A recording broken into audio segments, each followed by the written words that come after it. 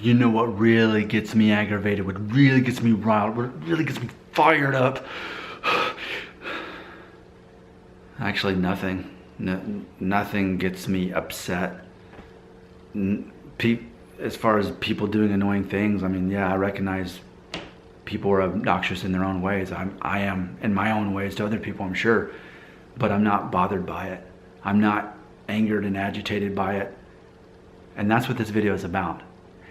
A reminder that it's a choice to be annoyed by other people and other situations. It's normal, it's the default to complain about those things that we have no control over.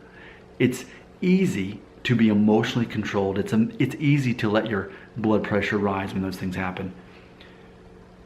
It goes against the flow, though, to say, wait a minute, I'm in control of my own life.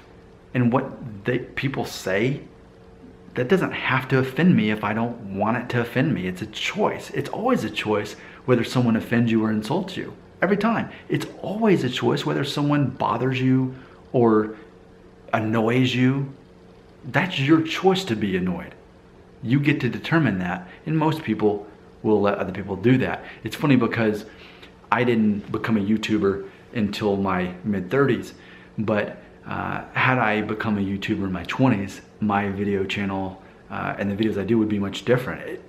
I know me in my 20s. Me in my 20s, it would be another video talking about what's angering me. You know what's funny? And I can't believe I forgot about this.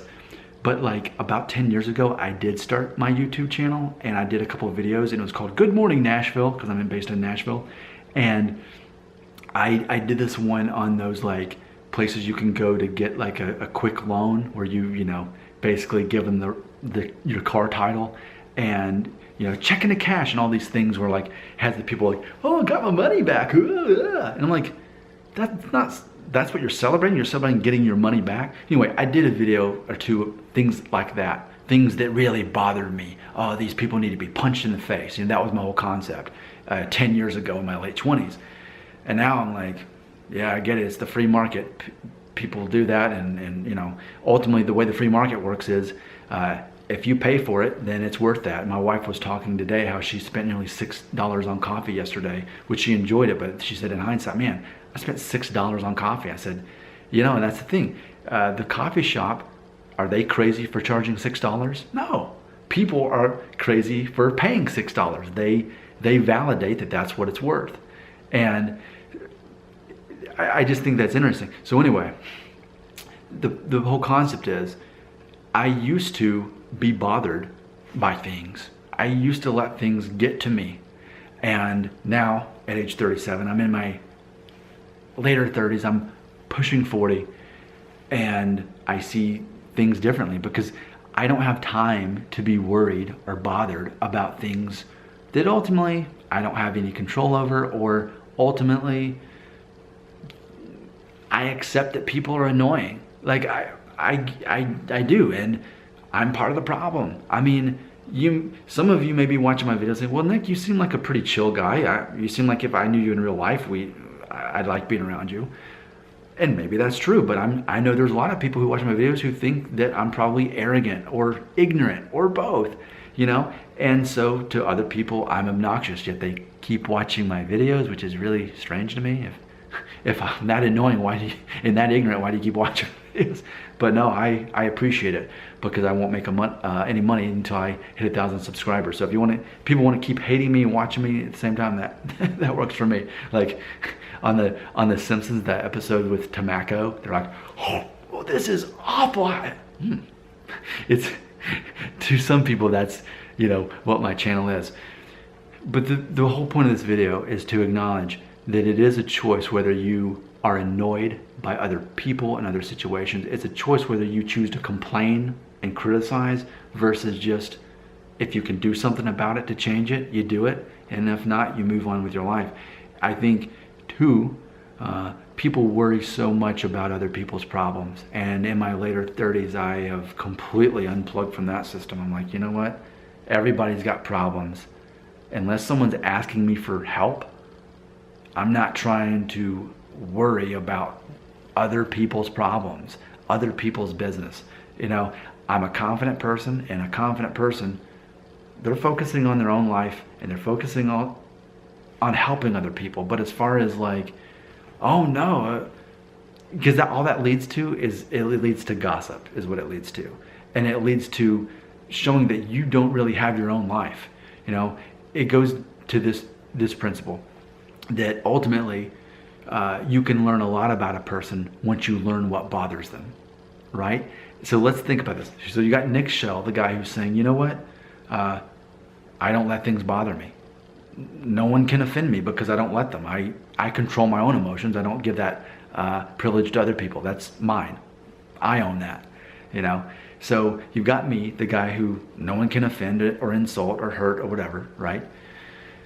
And then you've got other people who are easily offended by anything. Someone could say something on the internet, on Twitter, and then they'll get, quote, outraged about it or whatever.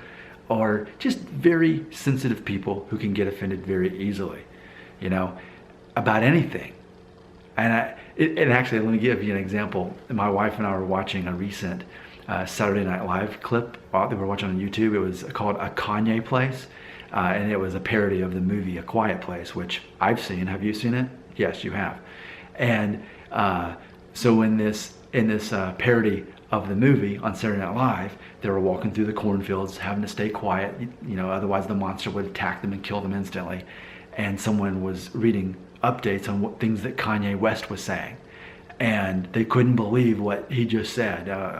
You know, whether it was him supporting Trump or saying that slavery was a choice, they were seeing these things, being appalled by them, and they'd get so emotional about it that they'd be loud, and then the monster would kill them. So the monster was picking them off one by one because they kept reading whatever Kanye West was doing. And see, I think that's a prime example of you can learn a lot about a person by learning what bothers them. Some people are so easily offended and angered by things like traffic, for example, which is hilarious. You want to be angry about traffic? Hey, guess what? You're part of the problem. How can you complain about traffic if you're not actually in it yourself, adding to the noise, right? Adding to the congestion. So ultimately, in closing, what does it say about a person when you learn what bothers them? I would say that ultimately, when you can find a person who isn't bothered by much, you may be encountering a person that you probably want in your life more. It's all about, on Shark Tank, I always like to talk about, Damon had talked about one time, the proximity effect. Think about the circle of influence in your life, the people that you are exposed to the most. Friends, family, coworkers, YouTubers, the people that influence you the most in what they say. Okay? Ultimately, your identity is going to become a reflection of them to some degree. So, it's a good idea to have people like me in your life who are going to be able to be confident in themselves and not worry about all that stuff, to remind you, you know what, just unplug from the system. That doesn't matter, that doesn't matter, that doesn't matter. And it's funny because like when politics too, how much energy and time is wasted from people looking across the political divide and sizing people up and judging people for believing the wrong political thing. You know what? What does it matter? Because it's like that comic thing, Spy vs. Spy. Like one had the black suit on, one had the white suit on. Neither was the good guy, neither was the bad guy, but they're always trying to get each other. Like, unplug from that system. I definitely have. Politically, I'm not a Republican or a Democrat. And when I got to that time in my life a couple years ago, I realized, whoa, wow, it's easier to enjoy life when you're not worried about other people's problems, things that you have no control over. You don't have to get all emotional about that. See, for me, it's not that I'm not an emotional person. The next time I watch Inside Out, I'm gonna cry. I've watched it twice and I've cried both times. I'm in touch with my emotions, but it's just I've learned that most of the time, I don't really need to let my emotions change according to whatever's going on. Most people, though, aren't like that. So who would you rather be around, though? Let me ask you that. Would you rather be around a person who is easily angered by traffic and weather and other annoying habits of other people and gets angry and criticizes things? Or would you rather be around someone who's just cool about stuff? You're like, you know what? Look, I'm passionate about things. I know what I believe in, but all the other stuff doesn't need to affect my life at all. So it doesn't. Who would you rather be around? The answer is obvious. You'd rather be around a person like me. It's all about recognizing that we can control our own emotions and not worry about other people's problems and not letting other people control our own emotions. You can tell a lot about a person once you learn what bothers them.